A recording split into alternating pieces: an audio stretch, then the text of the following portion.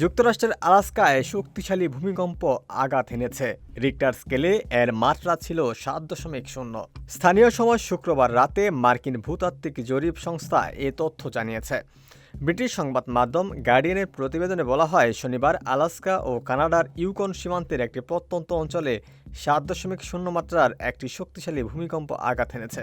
তবে ভূমিকম্পের ঘটনায় সুনামির সতর্কতা জারি করা হয়নি। এছাড়া তাৎক্ষণিকভাবে ক্ষয়ক্ষতি বা আহত হওয়ার কোনো খবর পাওয়া যায়নি।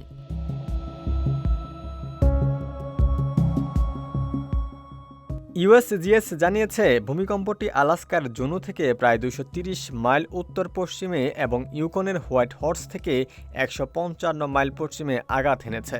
মার্কিন সুনামি সতর্কীকরণ কেন্দ্র জানিয়েছে, ভূমিকম্পের পরে আপাতত কোনো সুনামির আশঙ্কা নেই।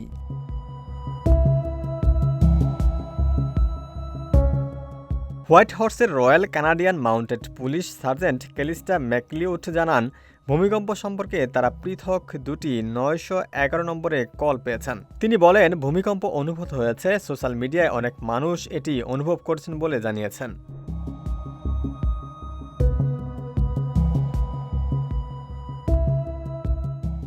কানাডার ভূকম্পবিদ এলিসন বার্ড বলেন, ইউকনের যে অংশে ভূমিকম্প আঘাত হেনেছে এটি ছিল পাহাড়ি এলাকা। সেখানে খুব কম পরিমাণ মানুষ বসবাস করে। তিনি বলেন, বেশিরভাগ মানুষই তাক ও দেয়াল থেকে জিনিসপত্র পড়ে যাওয়ার কথা জানিয়েছেন।